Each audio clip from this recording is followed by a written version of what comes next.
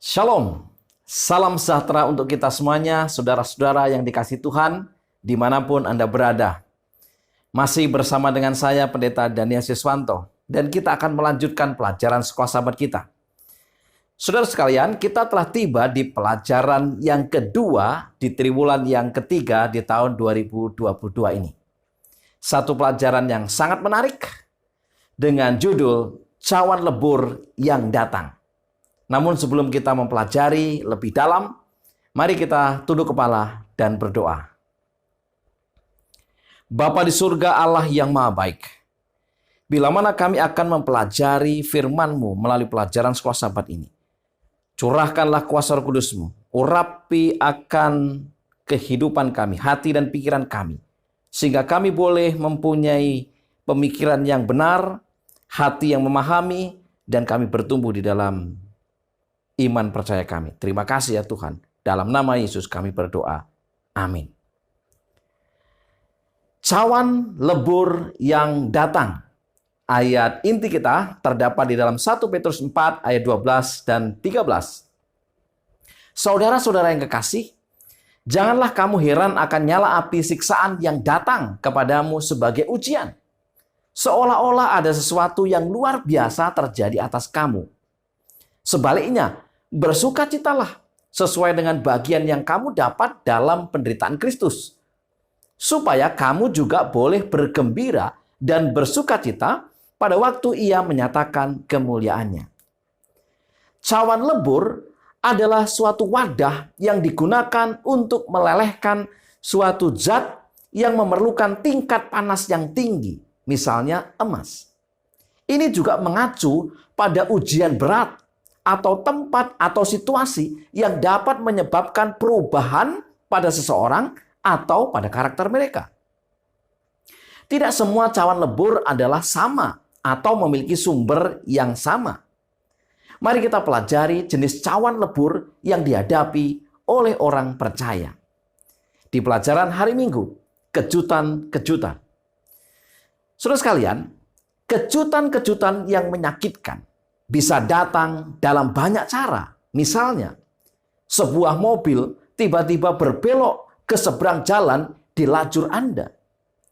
Pemberitahuan tiba-tiba bahwa Anda kehilangan pekerjaan. Atau tes medis yang memberi Anda kabar buruk yang tidak terduga. Bahkan, kita akan mengalami banyak kejutan lain yang tak terpikirkan. Rasul Petrus adalah salah seorang murid Yesus yang telah mengalami cawan lebur atau ujian berat dalam hidupnya.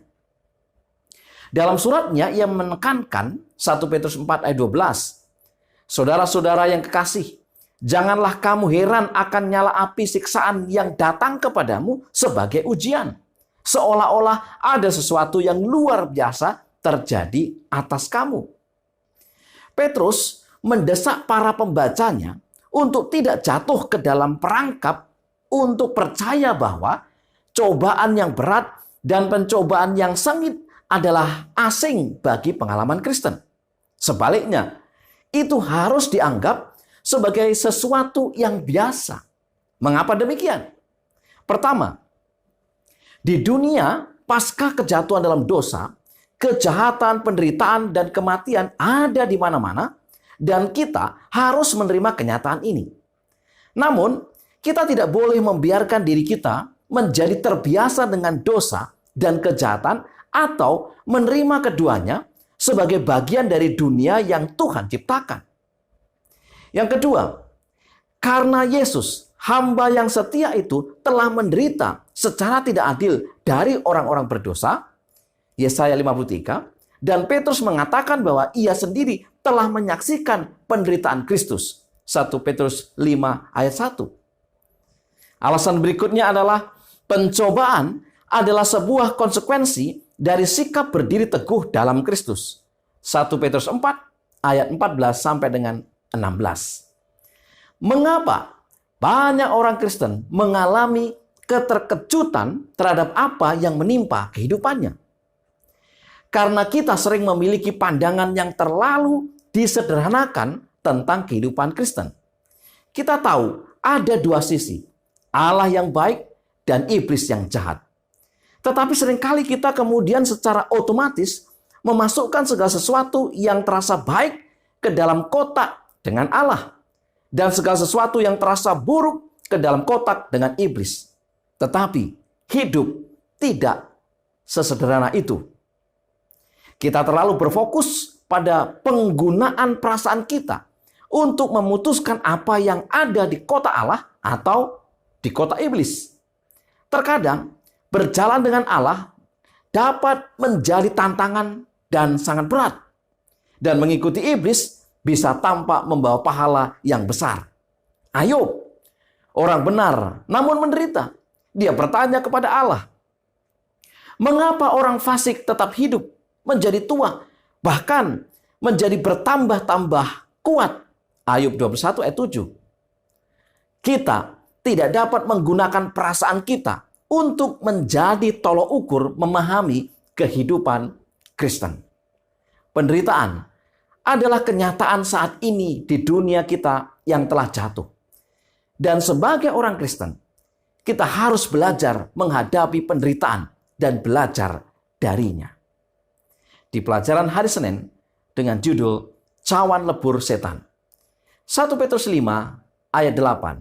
Sadarlah dan berjaga-jagalah, lawanmu si iblis berjalan keliling sama seperti singa yang mengaum-aum dan mencari orang yang dapat ditelannya. Rasul Petrus mengatakan bahwa iblis berkeliaran dengan cara yang sama seperti singa yang lapar. Ketika kita melihat sekeliling, kita dapat melihat konsekuensi dari keinginan iblis untuk memangsa. Kematian, penderitaan, serta penyimpangan moral dan nilai-nilai ada di mana-mana. Kita tidak bisa lepas dari melihat pekerjaan iblis. Pertanyaannya adalah, apakah yang Allah janjikan terhadap mereka yang menderita karena serangan iblis? 1 Petrus 5 ayat yang ke-10 memberikan beberapa gambaran. Yang pertama, meskipun kita harus menyadari kenyataan dan kekuatan musuh kita, kita tidak boleh putus asa. Karena kita harus selalu ingat bahwa Yesus telah mengalahkan iblis. Bahwa iblis adalah musuh yang dikalahkan. Yang kedua, selama kita tetap terhubung dengan Yesus, selama kita berpegang teguh padanya dalam iman, kita tidak akan pernah bisa dikalahkan. Karena salib, kemenangan Kristus adalah kemenangan kita. Ia akan meneguhkan dan menguatkan kita. Yang ketiga, meskipun iblis itu nyata, orang Kristen tidak berfokus pada iblis. Kita menyadari keberadaannya dan berhati-hati agar tidak tertipu oleh tipu dayanya. Selama Kristus dan keselamatannya menjadi pusat, esensi, dan sukacita hidup kita, iblis tidak dapat memperdayai kita. Renungkanlah apa yang Rasul Paulus katakan di dalam Roma 8 ayat 35 sampai dengan 39. Siapakah yang akan memisahkan kita dari kasih Kristus? Penindasan atau kesesakan atau penganiayaan atau kelaparan atau ketelanjangan atau bahaya atau pedang seperti ada tertulis, oleh karena engkau kami ada dalam bahaya maut sepanjang hari. Kami telah dianggap sebagai domba-domba sembelihan. Tetapi dalam semuanya itu kita lebih daripada orang-orang yang menang oleh Dia yang telah mengasihi kita.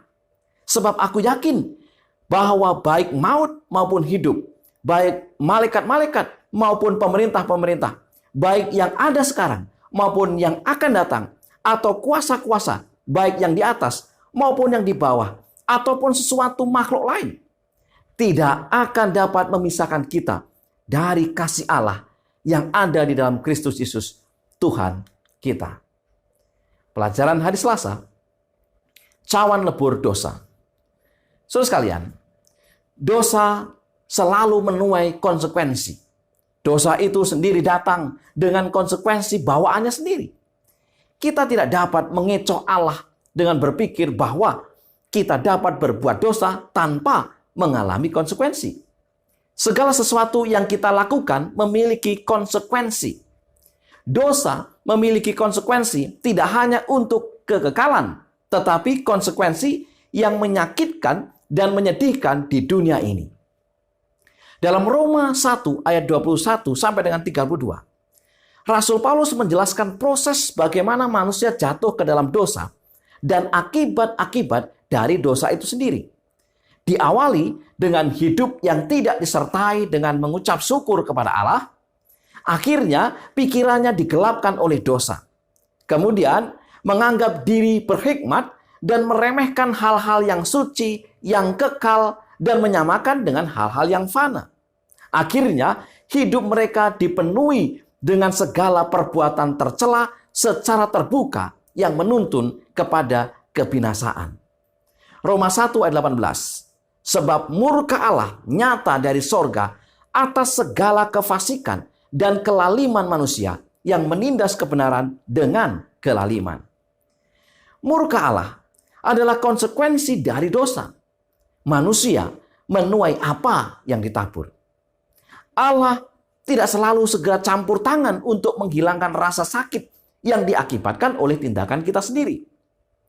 Seringkali Dia mengizinkan kita untuk mengalami konsekuensi dari tindakan kita agar kita memahami betapa dalam dan menyakitkannya dosa kita itu. Konsekuensi dari pelanggaran tidak hanya pada hukuman moral, tetapi juga pada hukum kesehatan. Tubuh kita adalah bait Allah. Jika kita menyalahgunakan tubuh kita dengan tidak makan makanan sehat atau berolahraga, atau jika kita bekerja terlalu keras dan tidak memperhatikan kesehatan kita, ini juga merupakan dosa terhadap Allah. Dan ini memiliki konsekuensi yang dapat menciptakan kondisi sebuah cawan lebur. Dosa telah mempengaruhi segala aspek kehidupan kita.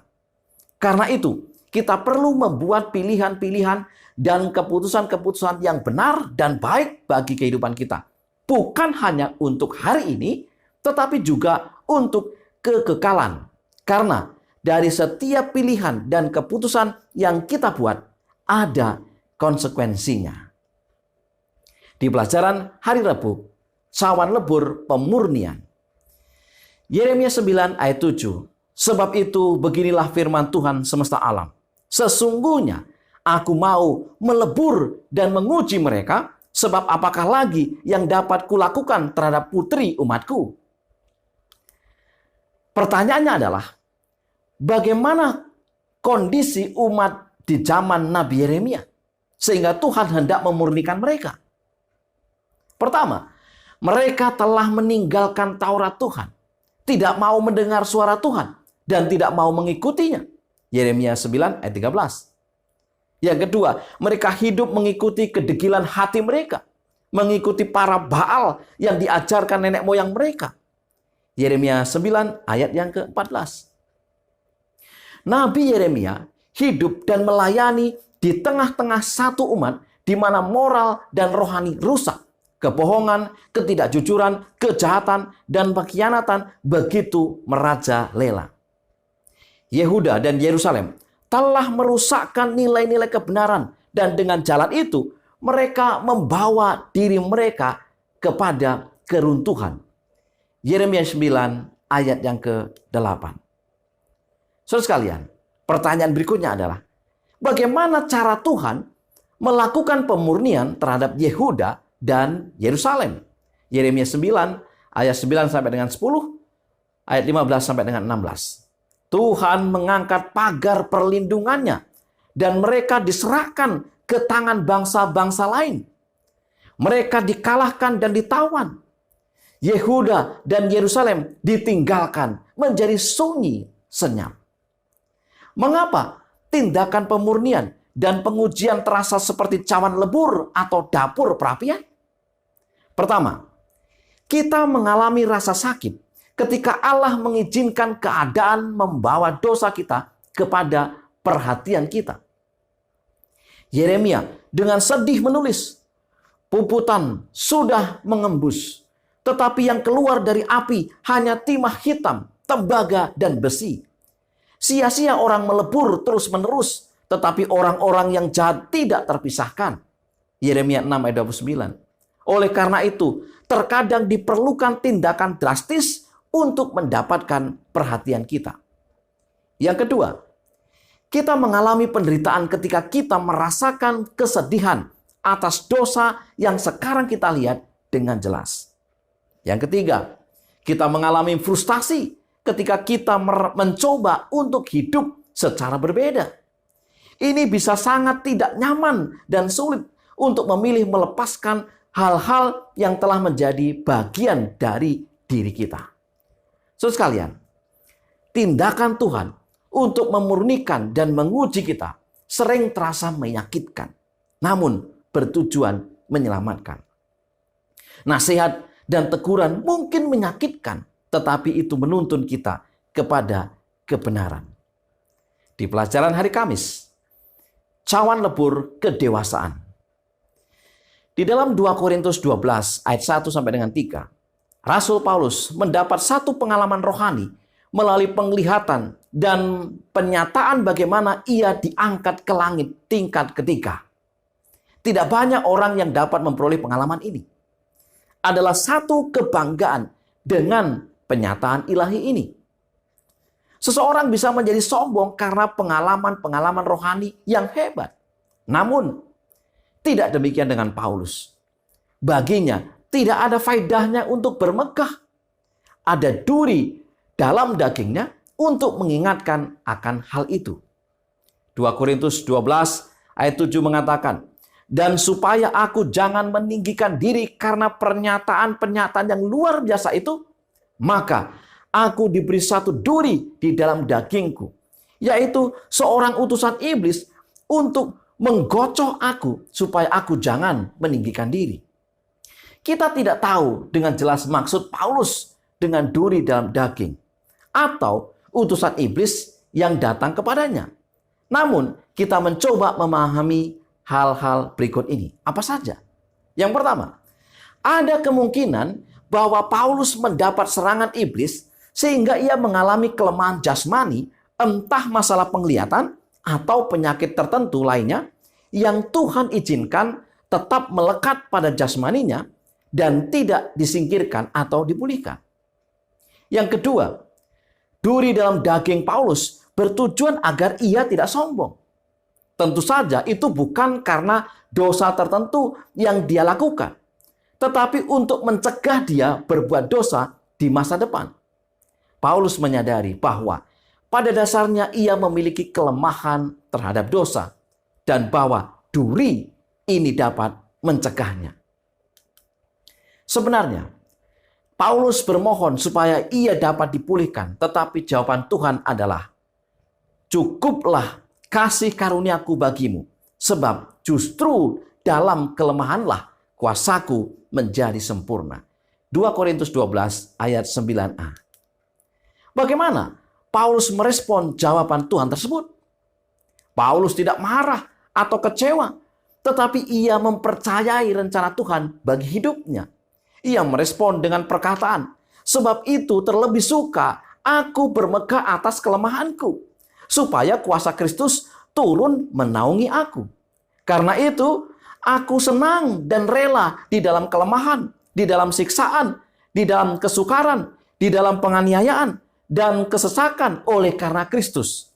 Sebab jika aku lemah, maka aku kuat. 2 Korintus 12 ayat 9b sampai dengan ayat yang ke-10. Saudara sekalian, ketika Tuhan mengizinkan hal yang menyakitkan dan menyedihkan tidak undur atau sirna dari kehidupan kita, apakah kita dapat melihat kasih karunia Tuhan ada pada kita dalam situasi itu?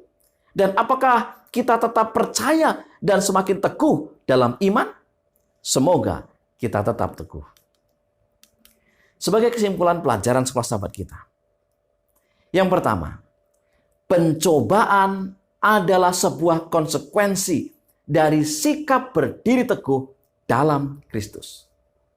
Yang kedua, selama Kristus dan keselamatan yang menjadi pusat, esensi, dan sukacita hidup kita, iblis tidak dapat memperdayai kita.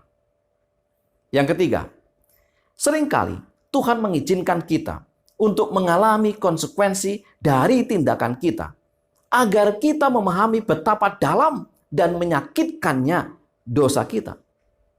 Yang keempat, tindakan Tuhan untuk memurnikan dan menguji kita sering terasa menyakitkan, namun bertujuan menyelamatkan dan menuntun kita kepada kebenaran. Yang kelima, ketika Tuhan mengizinkan hal yang menyakitkan tidak undur dari kehidupan kita, maka tetaplah percaya dan kuat dalam iman. Lalu lihat dan rasakan kasih karunia-Nya yang sangat luar biasa itu. Saudara-saudara yang kasih Tuhan, itulah pelajaran Sekolah Sabat yang bisa saya berikan kepada kita saat ini. Semoga kita dimengerti, kita diberkati. Mari kita tunduk kepala dan berdoa. Bapa di surga, Allah yang Maha Baik, kami percaya akan kuasa Roh Kudus Tuhan. Oleh sebab itu, urapi masing-masing kami, agar dengan hikmat surgawi, Roh Kudus Tuhan boleh memetraikan firman ini ke dalam hati dan pikiran kami. Kami bertumbuh dan kami semakin teguh. Terima kasih ya Tuhan, mohon berkat seluruh umat-umat Tuhan dimanapun mereka berada. Dalam nama Yesus kami berdoa. Amin. Saudara-saudara yang kasih Tuhan, terima kasih atas segala kebaikannya, kemurahannya, dan kebersamaannya bersama dengan channel ini. Mari kita terus menggali akan firman Tuhan. Tetap semangat, selamat belajar, selamat sabat, dan Tuhan memberkati kita.